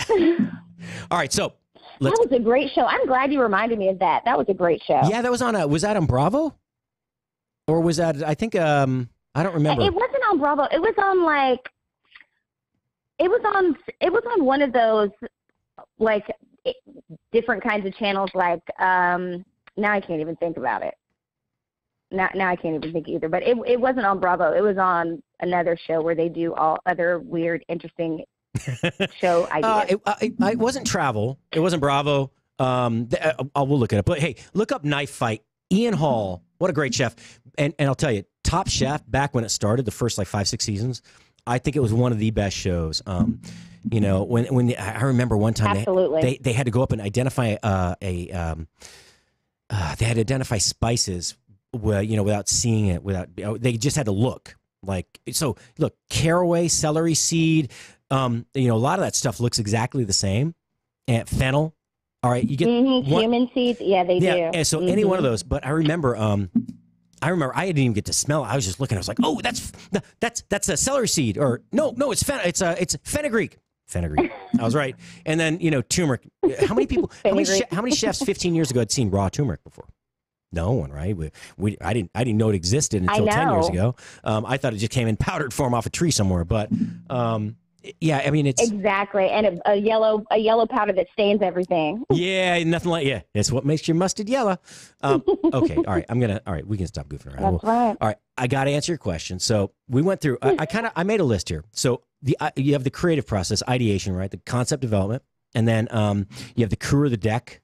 All right, highlight. Oh, so you have the concept, the overview, crew, deck, and then you go through your opportunity, the competition, et cetera, et cetera. Then we talked about you leveraging the promotional ability because you have celebrity, you have authority as a celebrity, right? So that's your main traction. That's it. That's the key for you. Every other person's different. It depends on your background, but you're a good, solid chef. The numbers, presentation. You highlight that. Next, you go to the financials. So the hook, right? The bait is the promotion. The hook's the financials. So whether you do it or you hire somebody else to do it, you get rock solid financials. You punch every hole in it, and then you take a loss by 15 to 20% over your best projections, or maybe even more. Maybe you go 30% below your what you really think you can do. Go 30% lower because you always underpromise and you overdeliver, and that's where you go. And then anything else you can put on as gravy. You don't need a 50-page document. This should be 20 pages or less total, maybe 15 pages. That includes graphics on the front and maybe a diagram of the restaurant. And that's what you do. Right. And that's what that's what I do. So there's some, that's what you do, exactly. There's so much to talk to you about. Jeffrey Klein, my consulting partner, the guy that opened the original Matsuhisa that was not Nobu's first restaurant. We opened the one in Aspen. I mean, we've been working with, so there's a restaurant group that got caught, one of their primary members got caught up in the Me Too movement and is now forever kind of banned. I can't really say too much, but so we're working with them to kind of regrow their brand because they had to close like a ton of restaurants for morality clauses. Unfortunate. Yeah, and no, it's sad. Look, we all mess up, but if it was something 20 years ago, I don't know. I have mixed feelings, but there's been a series of things with these chefs. Look, we're a bunch of pirates. Right. We are. We are pirates. I said that to someone the other day. Well, I mean, think about it. So we don't fit anymore. We do and we can. Look, you went to school to what? Optometrist? You were going to be an optometrist, right? What, am I wrong? Eye doctor. Yes. Yes. Mm-hmm. Damn it, I knew it. Correct. And your sister's an attorney, right? Am I wrong? Sister's an attorney? That's right. Okay. You have a great memory. Well, I was like, I'll try not to piss you off because your sister will sue me. And I know she represented you. That's why we talked about it, right? We talked about your contract and who did it. She did. Yeah, and you come from a good line of very educated people. But somewhere in there, we're broken. We're misfits for some reason. And some of it's just by choice. We choose to run with the rebels. But look, you have to be some sort of, I don't want to say sadist, but masochist anyway, to survive in the restaurant industry at a certain level for any, substantial amount of time. You really do. It's fun, but man, it is taxing. But since we don't fit anywhere else, we don't fit anywhere. Fit in. Oh my God, I can't even speak. I'm so tired. We don't fit in anywhere else. It's Friday. Is that how you felt with your one-on-ones with the camera? You're sitting there like, dude, it's 3:40 a.m. I just went to bed like 14 minutes ago. Will you hurry up? I'm so tired. Yeah. What do you want? I know. Can't you read my face? Yeah, I mean, but there's something. We all have something in common. There's something missing. We need to serve people, and we need camaraderie. You know, I'm really fortunate. I'm not in the restaurant industry full time anymore. I have this great group of people I work with, my partners, my friends. You know, I don't know if you heard, but we lost our primary partner, Doc. A tragic, silly, stupid accident. But we're going forward. And I'm sorry to hear that. Yeah, you know, we were really, really saddened. But he left us so much to work with. He really did. He built the foundation upon which we're standing, and we're erecting the soon-to-be Spoony empire right now, I hope. So, hey, if y'all got extra $1 million laying around, feel free to write a check and just send it in. Care of, write it to Spoony. Write it to Spoony, not Patrick Mosher, Spoony. I don't want to take that money. I'll tell you, if you write it to me, it's not all going to Spoony. I'll just tell you right now. So, anyway, we were like the island of misfit toys. And that's how Doc described this radio group here. So if you want to join this group of misfit toys, I know you're going to stay in Houston, but you could do a remote show once a week. You could just call in once every other week to this show or someone else's that maybe fits, what you want to provide a little better, what you want to offer, what you want to help educate people on. You've got talent, Janelle. I'm telling you, your food is there. You're at the top level. Share it with everybody. Thank you so much. Yeah. Yes. So I'm really trying, and you know what? It's when you say camaraderie, it's very, very true. Like how you say you're never going to go back in the kitchen. You come out like consulting, which is lying. What I've been doing for a while. I just had to take a break. My back is hurting. My head is hurting. I'm stressed out. I haven't slept in a year. So occasionally I like to come out of the kitchen, but I was just telling someone I do miss like that family of misfits in the kitchen. Like everyone's a little bit crazy, some crazier than others, but there aren't very many people who can put up with the things that chefs, cooks, dishwashers, barbacks, bartenders. There's not a lot of people who can put up with that kind of stuff. And when you find people just like you, it's just great. It's just unlike anything else. Well, look, I appreciate it. Let's keep the dialogue open. When you have time and the opportunity, we'll put you on the air. You can call, like I said, call in. It'd be great. Share your experiences and your passion.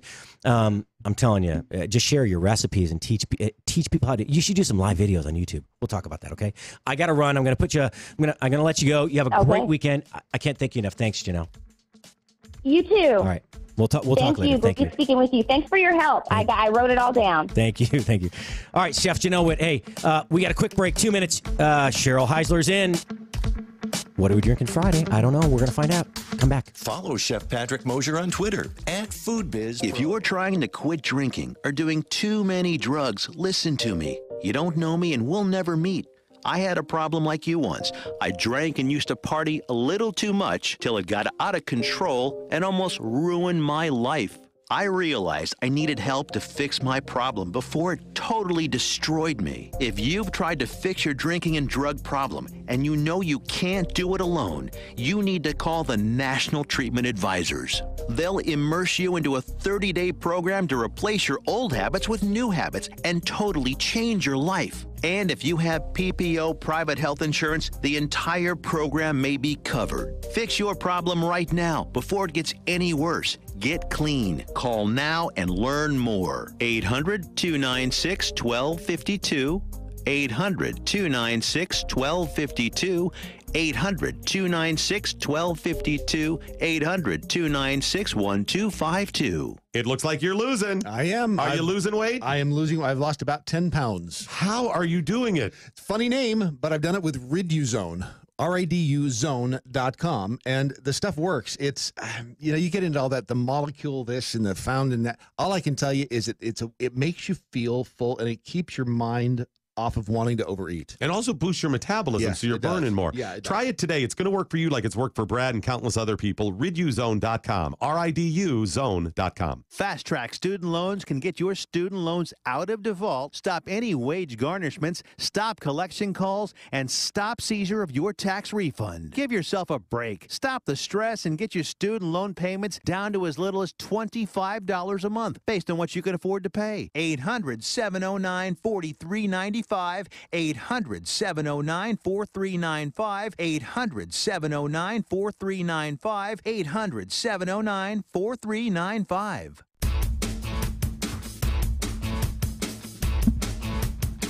Ron's looking over there like, did he unmute the mic? Did he unmute the mic? Is he looking? Oh, the time's almost up. Is he looking? Because I was playing on my phone. You know how it goes.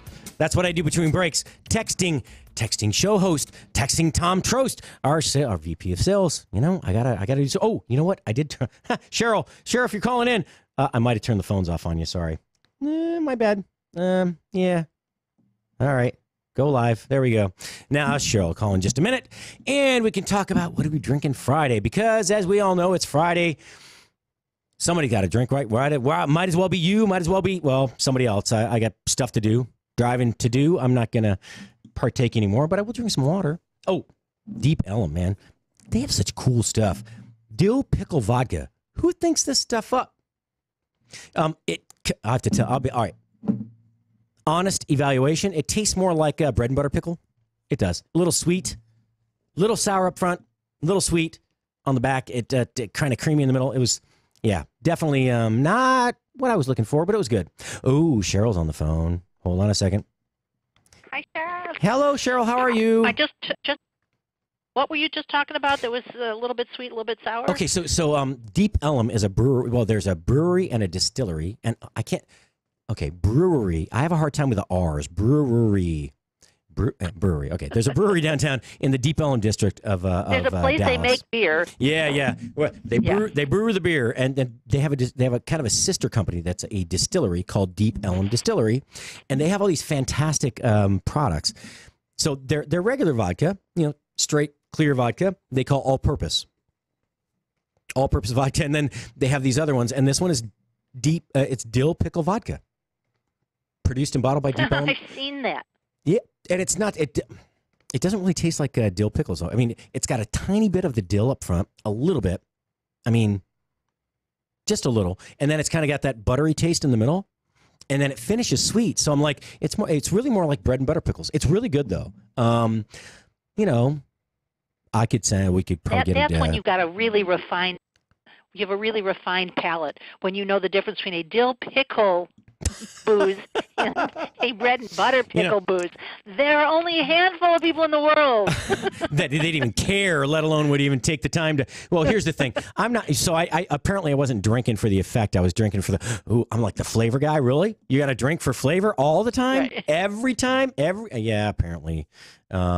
Which is why I kind of drink the same things all the time. I kind of get bored.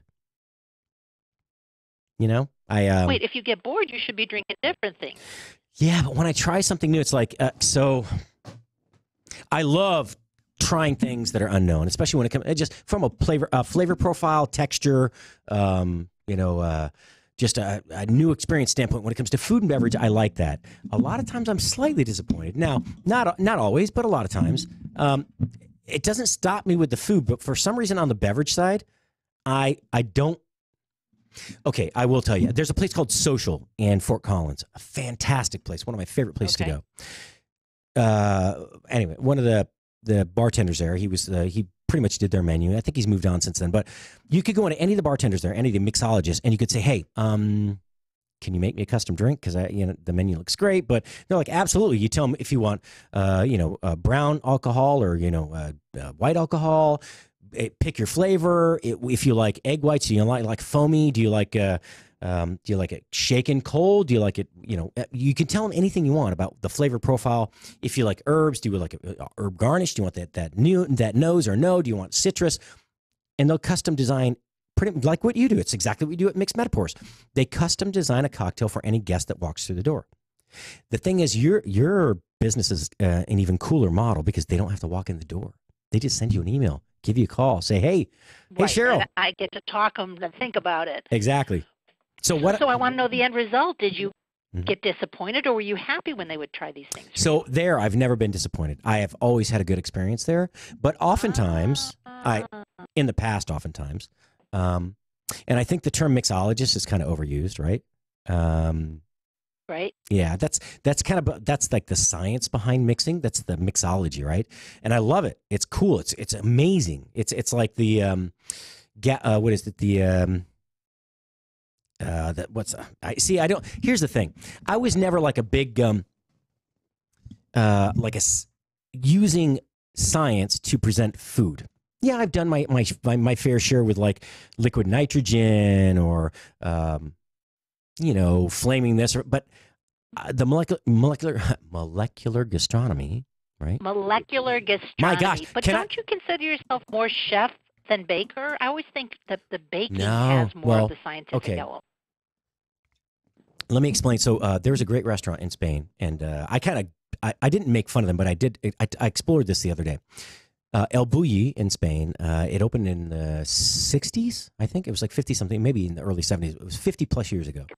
In 1980-something, a particular chef took over. His brother was a chemist and scientist. He is a chef, and together they created this new way of preparing food. So to make sorbet tableside, you use liquid nitrogen and then your components. So I've done that before. You take we used a citradelic beer from the New Belgium Brewery. We used mandarin orange juice, which we squeezed right there into the bowl. And then you use the liquid nitrogen. And you may add one or two other things, but you try to keep it very simple. Liquid nitrogen, you stir it, and it's instant sorbet. It's like 60 seconds, right? They took the whole spectrum of the food realm, everything, and they put a twist on it. So you have these encapsulated dressing, they would make, say, a balsamic or a Caesar dressing or something, encapsulate it in these glycerin balls, right? These cellular structures, this round ball of material. It's opaque, you can see through it, but you can't access it until you break it over your salad. So that would go in like a tasting, those Chinese tasting spoons, the soup spoons, the really nice ceramic ones. That would go in there. Sounds beautiful. Yeah, so that would go in there with olive oil, and you put the little ball of dressing in there, and then you maybe grate some like freeze-dried cheese or dehydrated whatever it is on top of that, and then you'd have your salad on the plate. That might be like goat cheese mousse, right? That you actually whip in a can like you do whipped cream, and so you put that down, and you put your maybe pickled beets or your roasted beets on there, and then whatever your garnish on top is, and then your oils, infused oils. And then that particular dressing would be taken. You'd take the spoon and you drizzle the whole thing over your salad, and that ball of dressing would break over the salad. It's a cool presentation. It's like the science behind sous vide, right? Where you vacuum pack your right. Yeah. So there you go. They everything they did was based on the science of not just the science of food, the science of how far can you take the presentation and preparation of food. And that's kind of this that's the definition of that field of cooking. So I overlooked it, to be honest with you. I have to laugh because today's drink is about as low tech as we're gonna get. I may have at the end of the day, it tastes good. It just tastes yummy. I may have had a reason for bringing that up. So I've looked the recipe over it. Actually, I'm telling you, this is my kind of drink. So okay, there's one question I have to ask. What are we drinking Friday? Yeah. What are we drinking Friday? We are going to be drinking Fruited and Fabulous. And it gets easier and easier, guys. You need, well, you know what, Chef? We set this up pretty well. The first ingredient is something called Figenza, which is actually a fig vodka. So it's a flavored vodka, but it's not like a sweet syrupy. It's super clear, true to a vodka kind of profile, only you get the subtle hint of the dried figs. It's great to mix with. It's delicious. You can drink it by itself. But in this case, our even easier mixer is mandarin orange syrup. And I'm talking about not even fresh squeezed mandarins, straight from the can. Because I was cooking with some mandarin oranges. I thought, I'm not going to throw out this perfectly good sugar. It's like a simple syrup. Mm-hmm. Mixing it with the fig vodka and then throwing in a giant ice cube. I happen to have one with a raspberry trapped inside. Encapsulated, of course you did. Use the words from the Spanish restaurant. Who else would have one but you, right? That's funny you said encapsulated. Just so happened when I opened my That's so funny. You never know what you're going to find in my fridge and freezer. So you got the beauty of that single raspberry, the fig vodka, and the oranges. It's yummy. It's sweet enough, but it isn't over the top. And I'm telling you, it's fast. 30 seconds, you got a great cocktail. Yeah. Some days, some Fridays, you just need that. So that's what we're drinking today. But it's good and it's pretty and it is easy. Well, yeah, and so that's the thing. I love meals that are 5 ingredients or less, which is why soups and stews done in crock pots over a long period of time are so delicious, right? You just let the flavors meld and cook slowly. Mm-hmm.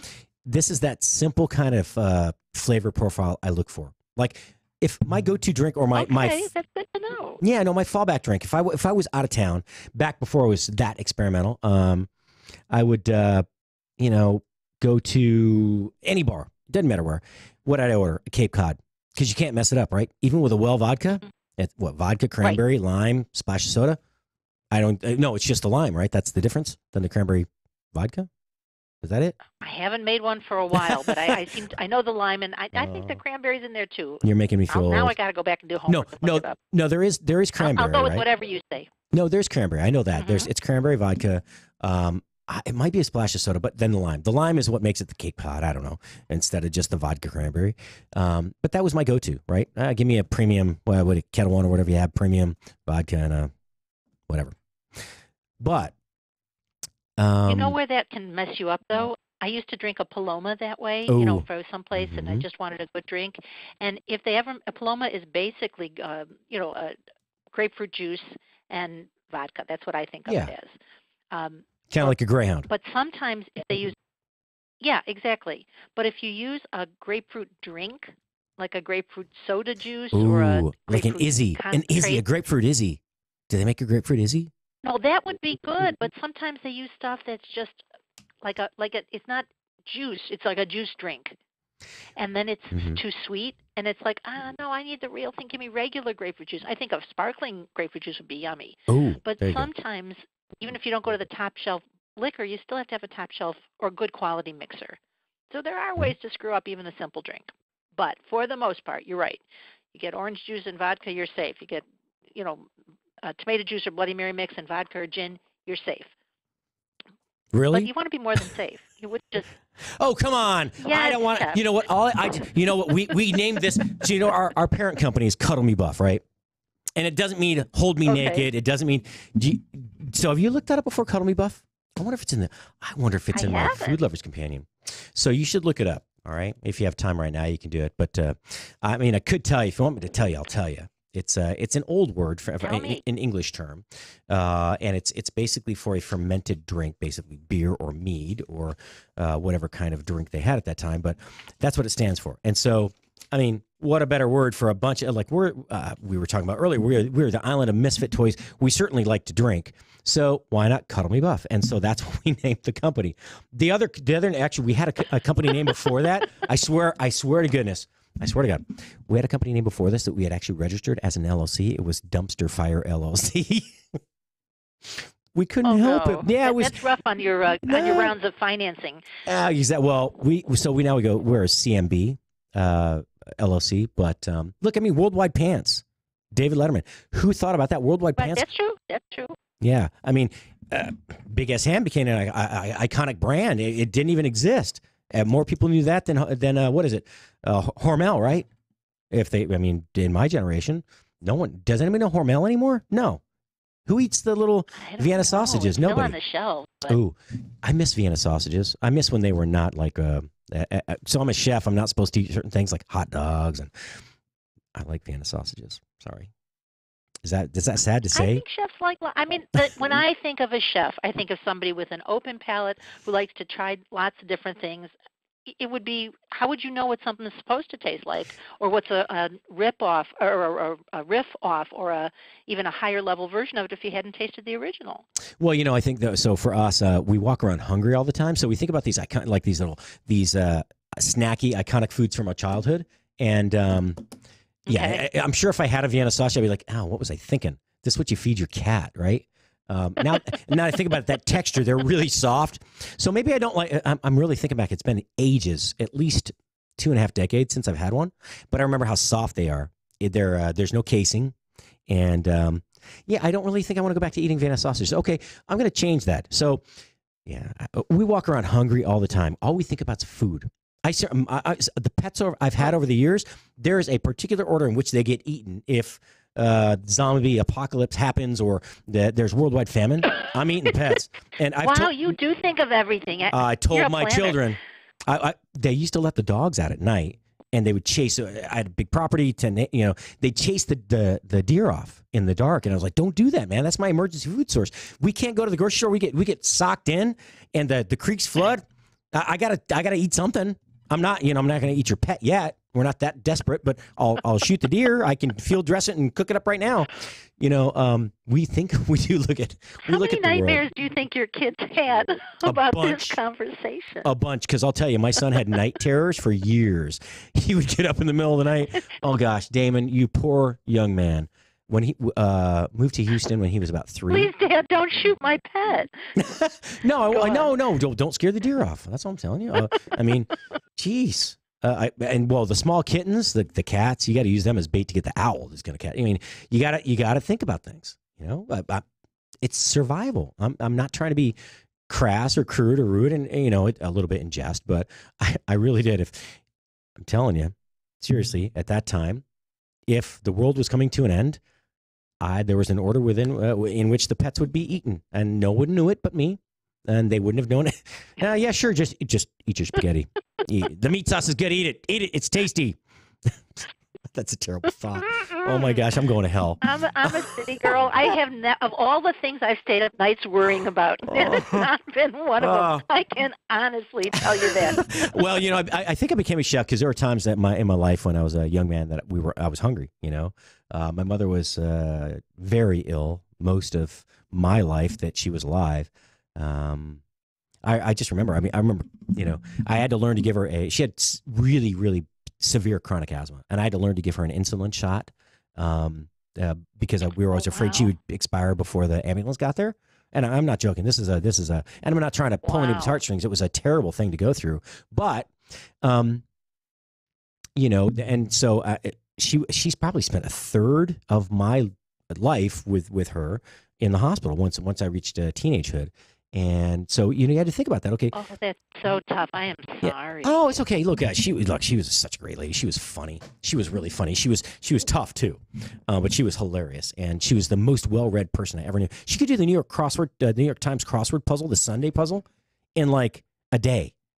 I can't do it. I'm still working on one from like 1989. There's one word I can't get. I'm like, it's a 4-letter word. You're telling me? Impressive. Nah, well, I've never finished. Right. Never finished. I've finished one, but never one in a single day. So, but yeah. So there were times. It's a group effort. There were times I was hungry, and so I think that's why I became a chef. I never wanted to feel like I didn't have the ability to feed myself again. And as a latchkey kid, where I was a product of the '80s, Gen X, I was like end of Gen X. Right. We took care of ourselves, just not very well.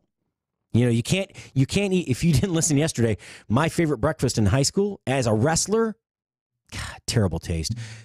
2 packs of Suzy Q's and a chocolate milk from the cafeteria snack line. I'm telling you, hey, I did good. I was nationally ranked at one point. But can you imagine if I actually, if I'd known better to eat well? I just didn't want to take the time to eat cereal at home or whatever. My mom would get up and make us breakfast if I wanted, but I ate. I didn't get to have sugary snacks. My mom was kind of. We didn't have soda in the house. We didn't really have chips. We'd have chips sometimes. So she was making good choices for you. Because it sounds like left to your own devices. Yeah. Then you know what happens? I end up on Spoony Radio. Oh, sorry. And I'm not only have my own show. I'm the program director. I'm the curator. I'm not sure. I'm not sure how long do they're as I say, not as I did. Yeah. How long before the pitchfork? That's your motto. How long before the pitchforks comes out and they get someone else to run the channel for them? Oh. Wait, I want to know about your own kids. So did you let them have sugary snacks and stuff? Yes, but you know what? They act more like your mom. No, they were allowed to have a soda if we went to dinner. We didn't really have soda in the house. But not in the house. No, sugary snacks. Yeah, I mean, like I like the Nutty Bars. They're a mix between like sugar, sugar wafers, the wafer cookies, and they're with peanut butter between the layers and chocolate on the outside, like that. But no, I didn't keep a lot of sugary stuff in the house. And my son, cleanest eater I've ever known, and I've told this story before. My mother, she had passed in 2001, early January, and I was in LA. I was working at Universal Studios and went to Arizona. She had lived with my sister for like the last 10 years. We had this family gathering, just like a morning. It was right after she passed.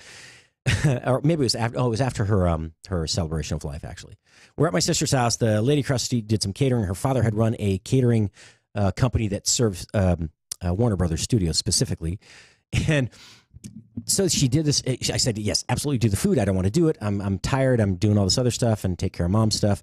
So we got ready to eat, and there's this big buffet table, and my son walks around. He fills his plate with he's Dad, can I have some chips? He's 3 years old. I said, yes, you can have some chips. So he fills his puts 12 chips on the plate, and then he walks around the table and he sees the baby carrots, and he goes, and he walks back. He throws the chips back in the bowl, and he fills his whole plate with carrots. And I'm like, what a kid! Why can't you teach me to eat like that? Where did this guy come from? I don't know. Not my lines. I remember my dad. Well, this circles back to what we started to talk about. So my dad's occupation was a pharmacist, but his avocation was baking. He loved it, and we used to talk about the fact that it's probably same side of the brain. It's a little bit of chemistry and mixing and things like that. So as he did less and less on the pharmacy side, he did more and more baking. And when my son was 1, my eldest son, my dad was very excited. He made him a birthday cake. He said, Papa made you a cake. And there was fruit, and my kid chose the fruit over the 1 year baking that his grandfather had made for him.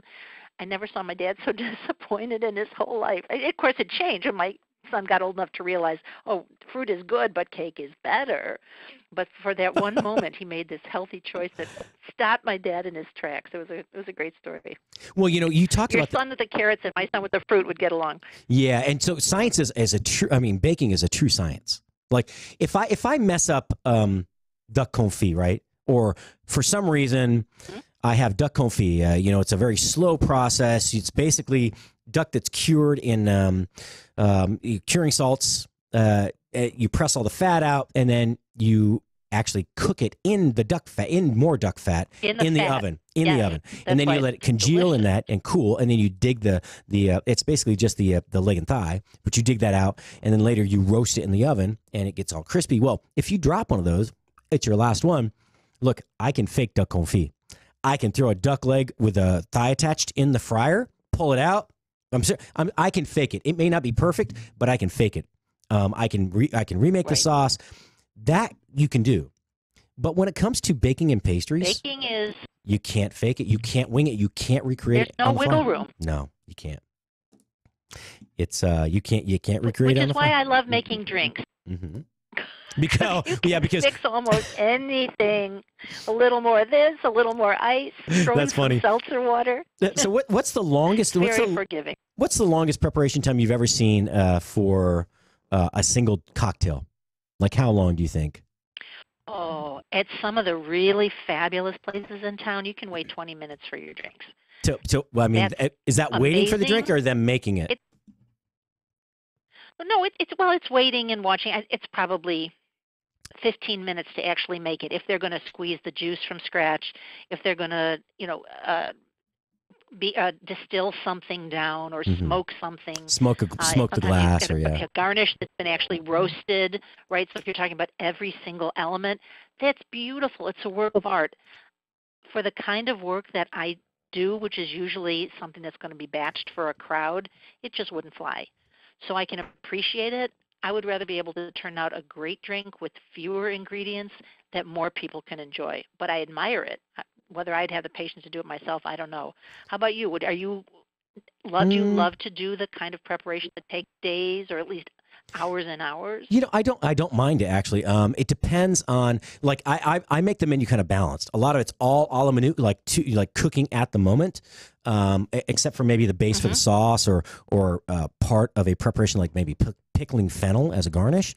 But the rest of it, I mean, either way, it's a mix for me. Japanese food is a mix of everything made fresh and immediate, or stuff that takes forever to make, fermented. Like. To make really good ponzu sauce takes, a good 10 days. And you have to wait for that. Yeah, so the logistics of running the internals of a restaurant, that's one thing, but just being patient enough to wait for something like kimchi or ponzu, that's a whole nother game. That's on a personal level though, I can do whatever. It depends on how hungry I am at the time, probably. Yeah, if I'm cooking for me, it's different. The longest thing that, now that you're asking about it, the longest drink I ever took to make was a milk punch, where you strain the milk so that you get all the solids out, and it's actually like a clear liquid underneath. And then it was delicious. I had that at a New York restaurant. I can't remember the name now, but it took so long, and it went down so fast that I decided that the proportions were wrong. I got to take longer to drink it then, and that wasn't happening. There's this drink up in, I think I told you, up in, there's a martini bar up in Fort Collins. They have MILF and cookies, instead of milk and cookies. I thought that was like the funniest named drink I've ever seen, and I'll bet they sell more of that than anything else just for the novelty of it. I can't remember. I don't remember the name of that. Anyway, hey, we got a couple minutes left. Do you want to go through what are we drinking? What are we drinking tomorrow? What are we drinking Saturday? All right, we're going the opposite direction. If Friday's drink was a little on the sweet side and a little easy to guzzle, we're going much more sophisticated tomorrow. We're doing what I'm calling a B and B and B and C. And the B's are for brandies. You got to get your snifter out. This is one of those glasses that is just perfect for this drink. You're going to use an ounce of pear brandy, because I think it's the subtlest of the three. Now, when you say pear brandy, of apple brandy, is that the same as Pear William? No? Yes, that's the brand that I like to use. Okay. There are others out there, but you wanted a clean. The only thing you want to see is maybe some pieces of pear in there. It's not like a pear vodka. It's actually a brandy, like Pear William's a great example. Okay, sorry. Then a half ounce of apple brandy, or you'll see it called Covados. No, that's fine. A half ounce of peach brandy, and my go-to is from the Koval Distillery here in town. It's a beautiful color, and it's got a really nice warm flavor to it. And then I added a half an ounce of Cointreau, because it needed a little bit of something sweet. Nice. But the drink is basically clear with just a little bit of color. Then you need one big round ice cube. It doesn't have to have a raspberry in it. And you can sit outside as the blossoms start to come up and the crocuses pop their little heads out, and you can sip on this all afternoon. It's made for slow sipping. And it's really nice. It looks good. I'm telling you, that's a beautiful picture. I can't wait to post this one tomorrow. Well, Cheryl, another week gone by. I can't believe it. I'm a week older. At least I'm not a week weaker. So I will survive another one. I don't know. That happens to all of us somehow. But hopefully this next week we'll get a week younger. That'll be our goal. I like it. Hey, you know what? So let's develop some sort of infused anti-aging cocktail for next week. Can we do that? I'm just joking. Don't give me too much to worry about in 1 week. I got to come wait to reverse. Sure, I'm on it, Patrick. All right, hey, Cheryl Heisler from Mixed Metapores. That's www. I know I don't have to say W anymore. Mixed Metapores. That's METAPOURS.com. If you need a cocktail for friends, family celebration to fit a specific menu or season, give her a call. Hey, I didn't talk about Spoony Wild Rice. Go to Nostalgia Wild Rice. That's SpoonyWildRice.com. Just order some stuff. It's great stuff. Wild rice. They have the whipped honeys, jams, jellies. Man, the rice-based side dishes like polenta. Who'd have thought it? Breakfast cereals, waffle mixes. It's all good stuff. That's SpoonyWildRice.com. We're at the end of another week. Thank you for joining me, Chef Patrick Mosher. Have a safe weekend. If you do drink, don't drive. Or at least don't drive very far if you drink. Yeah. Just don't drink and drive. Call Uber. Thank you very much. Food Biz Pro, Chef Patrick Mosher. You are what you eat. Ciao for now.